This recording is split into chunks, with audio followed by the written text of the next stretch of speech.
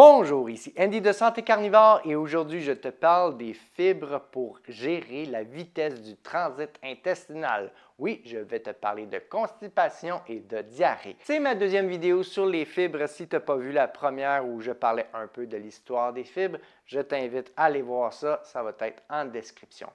Pour tous les autres, on compte sur les fibres pour gérer la vitesse de notre transit intestinal.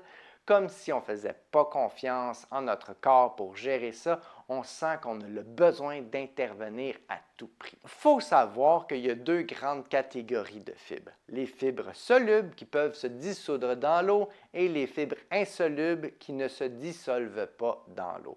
En dessous de ça, il existe toutes sortes de fibres, mais je vais m'en tenir principalement à ces deux grandes catégories. Les fibres insolubles peuvent ralentir le transit intestinal. Les preuves à cet effet sont assez solides. Ça a été observé dans des études à plusieurs reprises chez les humains. Mais ce n'est pas nécessairement sans conséquences. Ça peut entraîner des douleurs, des ballonnements, de l'irritation et même de la diarrhée, ce qui n'est pas vraiment mieux que la constipation. Et il y a une question qui se pose. Pourquoi voudrais-tu accélérer le transit intestinal? Est-ce que c'est parce que tu es pressé que qu'est-ce que tu manges, ça ressorte au plus vite, ou c'est parce que tu as peur de manquer un rendez-vous avec le bol de toilette? Si toi, tu manges des aliments de grande qualité, ton corps a besoin de temps pour absorber au maximum tous les nutriments qui s'y trouvent. Si tu accélères le transit intestinal, tu donnes moins de temps à ton corps pour tout absorber, t'envoies donc les vitamines à la toilette. De plus, les fibres insolubles ne se digèrent pas. C'est complètement indigeste chez l'humain. Donc, tout ce qui rentre en fibres insolubles doit nécessairement ressortir dans la toilette. Ça augmente le volume des selles. Ça peut doubler ou tripler le volume. Donc, si toi, tu veux prévenir la constipation, est-ce que d'augmenter le volume des selles, c'est une bonne idée selon toi? Mais j'ai une bonne nouvelle pour toi. Il y a une étude parue en 2012 et mise en lumière par le Dr. Paul Mason qui donne des bons résultats à cet effet. C'est une étude de qualité parce que c'est un essai clinique aléatoire, c'est interventionnel. On est intervenu dans l'alimentation des gens et on a mesuré le résultat. Cette étude a sélectionné des gens souffrant de constipation et d'autres symptômes comme la douleur, des saignements anals et des ballonnements. On a pris ces gens et on les a séparés en 3 groupes aléatoires. On les a suivis pendant 6 mois. Le premier groupe, on est intervenu sur l'alimentation. On a augmenté la quantité de fibres ingérées. Le résultat, leurs symptômes se sont généralement empirés. Le deuxième groupe, on a diminué les fibres consommées. Leurs symptômes se sont généralement améliorés. Le troisième groupe, on a éliminé toutes les fibres, donc 0 fibre. Et là, tous leurs symptômes chez tous les participants se sont réglés. Ça vient vraiment ébranler les croyances populaires qu'on a envers les fibres, que c'est nécessaire à une bonne santé digestive, que c'est bon pour la constipation ou la diarrhée. C'est pas le cas. C'est un mythe que l'on devrait enterrer. Cet essai clinique a aussi mis en lumière autre chose. Les gens du troisième groupe, donc 0 fibre, allaient à la selle 1 fois par jour, tous les jours. Versus les gens du premier groupe, le groupe haut en fibres, ils se sont mis à aller à la selle en moyenne à chaque 6,83 jours. Ouch! Si toi, tu as toujours une inquiétude à faire un régime carnivore parce que tu as peur de la constipation, sache que ce n'est pas le seul moyen de mitiger les risques de constipation.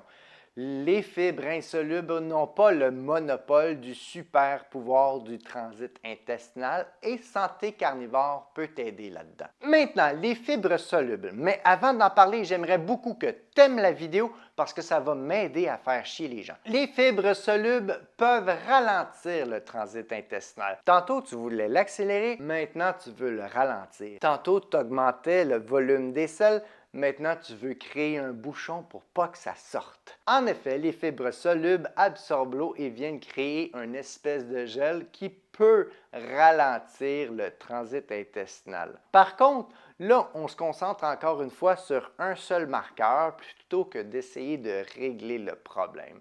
Parce que ce n'est pas sans conséquence de faire ça, de ralentir le transit intestinal.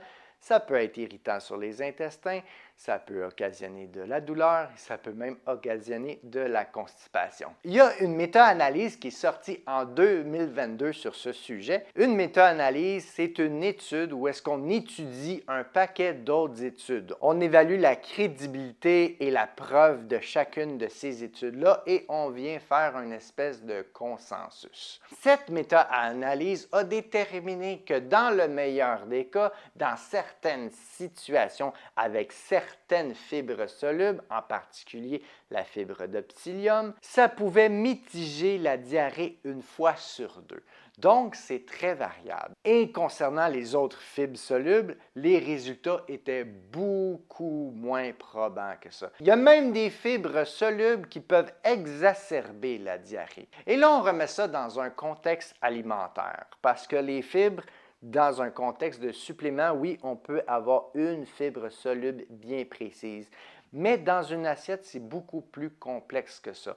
De un, dans les aliments, on ne le sait pas. Ce n'est pas écrit quelle fibre soluble précisément qu'on retrouve dans tel aliment. Ça, c'est une chose. Mais aussi, dans un même aliment, on peut retrouver plusieurs sortes de fibres solubles. Donc, on peut retrouver une fibre qui va accélérer et une autre qui va décélérer le transit intestinal, occasionnant un résultat plutôt contre-productif. Dans l'assiette, c'est pas rare que tu vas trouver également des fibres insolubles. Donc, tu vas augmenter le volume, tu vas accélérer le transit, puis tu vas essayer de bloquer tout ça. On se comprend bien. Dans une assiette où est-ce que tu as un peu de tout, où est-ce qu'on essaie de manger varié comme le guide alimentaire canadien le recommande, ça devient n'importe quoi, ça devient aléatoire. C'est un coup de chance de réussir à gérer son transit intestinal comme ça. Ça n'a pas de sens. Imagine-toi l'homme des cavernes, comment il faisait pour chasser le mammouth en étant continuellement en diarrhée ou constipé. Je ne peux pas croire que pendant 3 millions d'années, les humains ont évolué sans la présence de suppléments de fibres pour contrôler leurs envies d'aller à la selle. Non, ça ne se peut pas. Aller à la selle, c'est une fonction de base, ça devrait être agréable et simple. Je l'ai mentionné un petit peu, les fibres peuvent être irritantes sur le système digestif. Ça a été démontré lors de plusieurs études. Les fibres solubles, par exemple, ne seront pas digérées avant d'atteindre le côlon. Donc, ça arrive dans l'estomac, ça passe à travers tout le petit intestin qui peut mesurer jusqu'à 7 mètres, ça vient graffiner en quelque sorte les parois de tout l'intestin. Tout ça pour se retrouver dans le côlon. Et là, les fibres solubles ont une autre particularité très intéressante qui est de se faire fermenter par les bactéries de notre microbiote et ça se transforme en gaz nauséabond.